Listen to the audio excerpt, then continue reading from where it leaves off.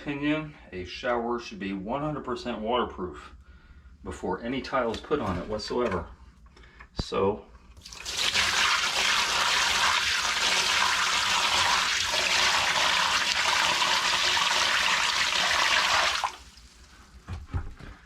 the flood test of the liner is not as important anymore as the flood test of the surface. And this is watertight, 100% guaranteed.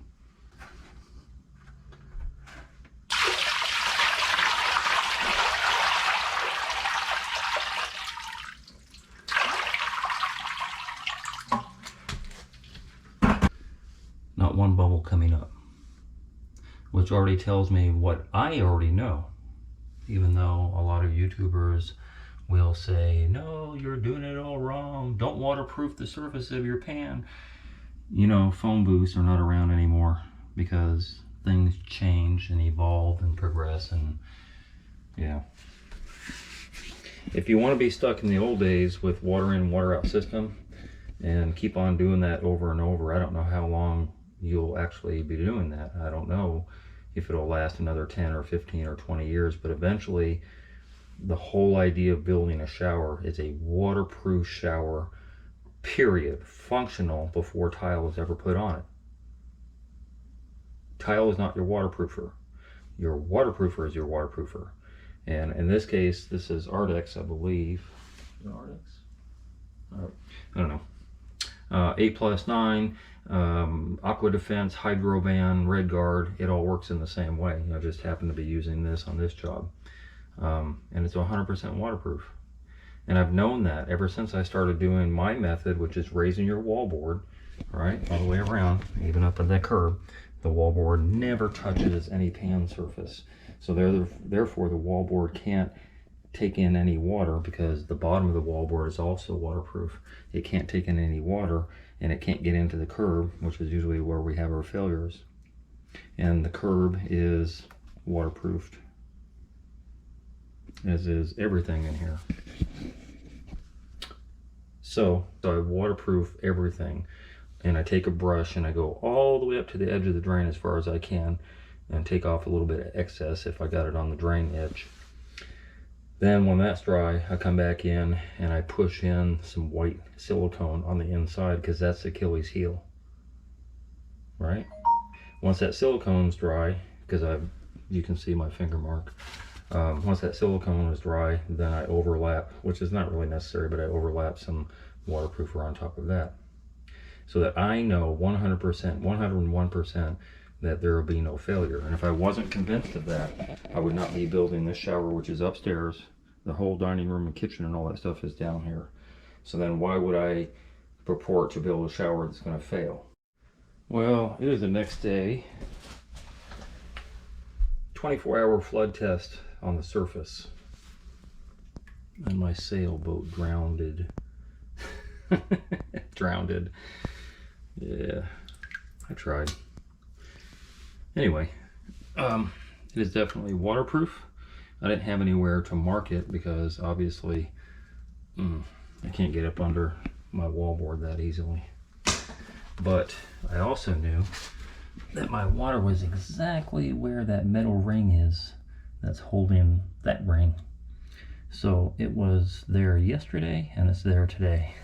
So absolutely no water has escaped. Oh, Jesus. Vertigo. These plugs, you can get the cheesy one at Home Depot that never works because it has a little turn. I don't have my wet saw here, the right one, but it has a little, it's a rubber gasket, and you're supposed to put it down there and turn this wing nut, and they never work. So this one cost about 30 bucks at a plumbing supply. And so where's the pump at? I'm going to show a little demo. I'm going to show a demo how to do this. Well, I'm just going to release it right now. So it has a valve stem, just like a bicycle tire, just like air conditioning and all that stuff. And you actually let loose of the stem because this goes on top. You see? Isn't that cool? So you never lose it. So that just screws up on top. And the only purpose to have it, it's a valve stem remover. So you just let that loose. And then it just gets taken away. Now, the problem is, you're not seeing the water evacuate. The problem is, when they did the plumbing here, they actually put a cap. It's a test plug, but the test plug is way down in the basement. So that's why the water is not evacuating. So I didn't even need this plug, but I wanted to show it because a lot of people want to do a flood test of their shower pan liner, which you could still use this for because it'll go down in the pipe. But there's no point to do a flood test of the shower pan liner when you're going to do this, right? So that's what I have to say about all of that. But I will show a demo of how this works exactly, because you can use a bicycle pump, which is preferred. Don't use an electric pump. You will blow that rubber to smithereens. This is your drain, locking flange, drain cap. In theory, you could take off the screws to your drain cap, because then you would be testing this past this area. But if you're trying to test the pipe, and I suggest, instead of this little mini pump that I bought, which is really cool, I like it, but I don't think it'll actually hit bottom the way it's supposed to. We shall see.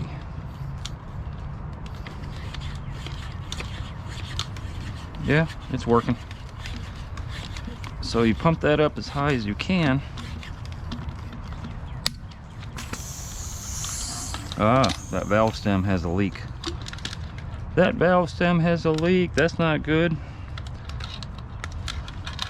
There is a cap that's supposed to go on here, and I believe oh, there it is.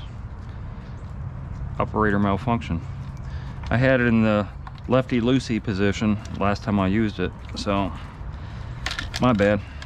Anyway, put it down in there, you lock that in, and you pump it up.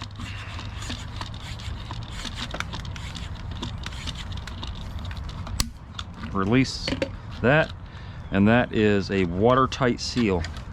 Nothing's going to get through that. You fill up as much as you want, and then to release it, use that same valve stem remover cap thingy-mabob.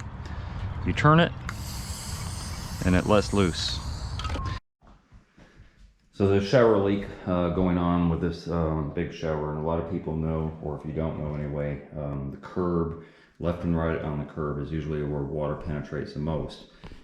Usually because there's a crack like there is here, water gets in there incrementally over time, and then it gets attracted to either the wallboard or the wood that's behind it, the vertical, on the right as well. And that's usually the case. It's not here. That's number one. Number two will be a knee wall, and they have a knee wall here, and that's the same reason you get a crack somewhere in the tile or on the top or whatever. It bombards because the shower head is always opposite of a knee wall, and then the knee wall gets saturated, wallboard, wood, all that stuff, and then it travels down eventually down to the subfloor. The subfloor has to take a while to get saturated before you see the leak. That time period could be a year, 2 years, 15, 20 years, and then 20 years later you have a leak and you think it's a drain, and you have a plumber come out to ensure it's not the drain, which it never is. I don't say never. It's never been that way for me. And then we go back to the pan liner. So there must be a perforation in the pan liner. Or it's this, as I said, the curb is a number one, knee wall is number two. Benches sometimes fail, especially if they're built within the shower itself. They could fail. If it's built outside of the shower, there's less likelihood that it fails.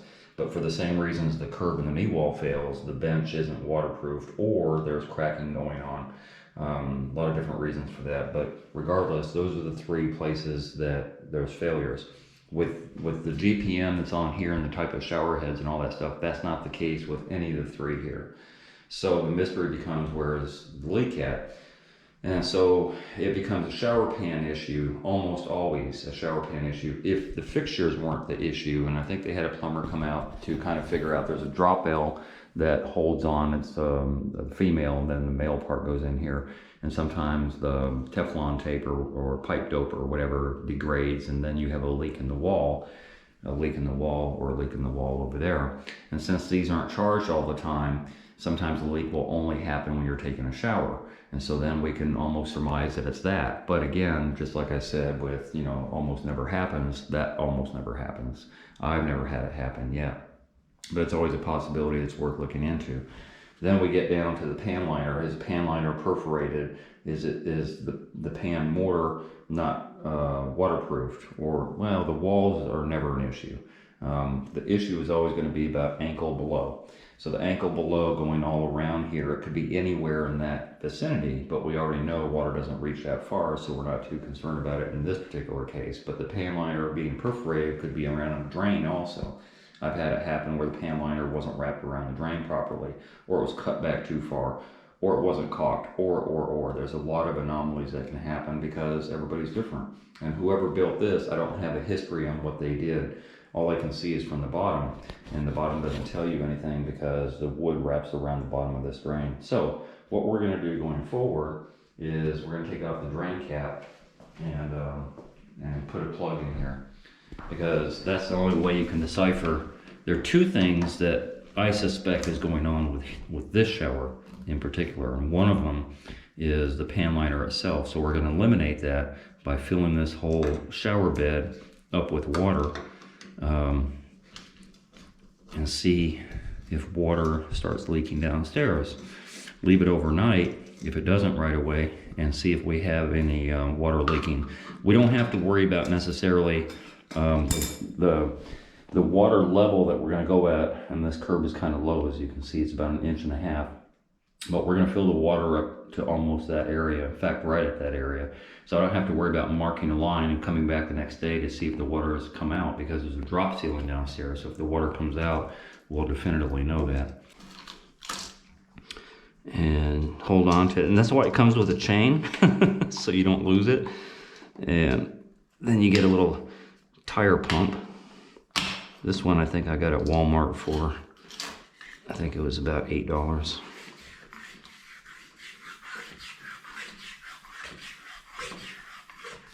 You know what I think I did though? Oh, sometimes what happens is I let the valve stem out a little bit to release all the pressure, and then I never turn it back in. So I thought that's what was going on.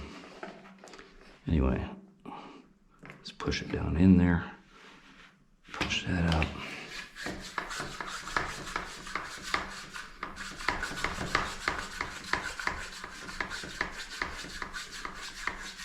So it's expanding out both, that's why I'm putting so much air in there, because it's expanding out both vertically and horizontally as I did that. And it's a very, very tight, snug fit. And when you want to release it, the valve stem remover, all you have to do is stick it in there and turn it to the left, and it'll let all the air out. And then if it drops down in there, you got the chain. And this, just in case you got a long pipe. So that's basically it. Now we're just going to fill this up. Go downstairs, wait for a leak. If it doesn't happen in the first 5 or 10 minutes, then just keep an eye on it in the interim. Because, you know, some of this stuff is a mystery until you actually tear it out, but we don't want to tear it out until we've concluded that it's not here. Once we know it's not here, then it could possibly be up there.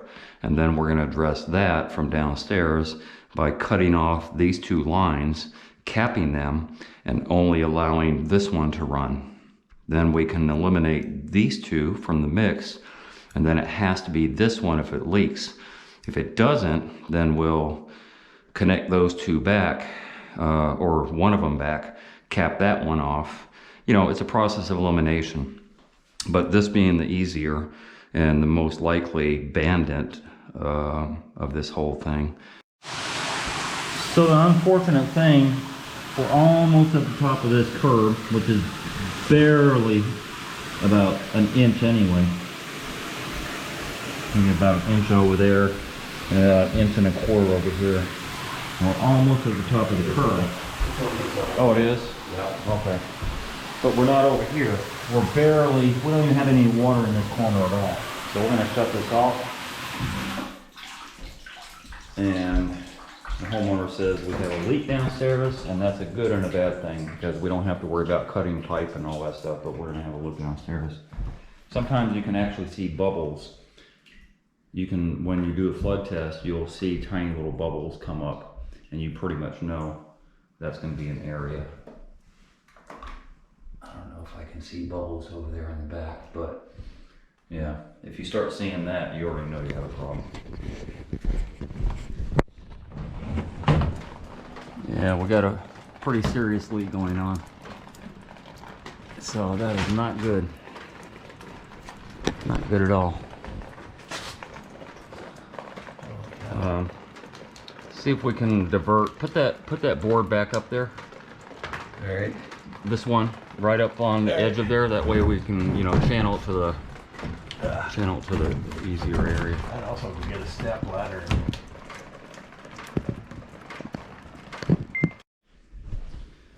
All right. Since we know we have a leak, where's the top? Oh, I left it in there.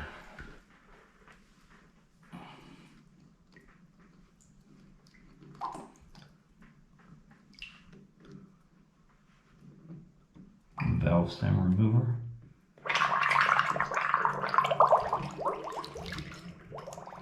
And then it becomes loose, and then it can drain down. All right, that's interesting, because all I didn't even put this in the pipe. I just put it above the pipe, and because it's above the pipe, I already know that it's a pan liner. If it were below the pipe, then it would be the drain. Huh. You know, like where the two come together, where the locking flange and all that stuff come together with the pipe. Yeah. It would be at that point, and then it would have to do with the pipe, or have to do with the mortar, or something like that. But this is definitely a pan liner issue. And the water didn't go up that far. No. So that's unfortunate. Because there's no way to disseminate what part of the pan has the problem. Oh, really?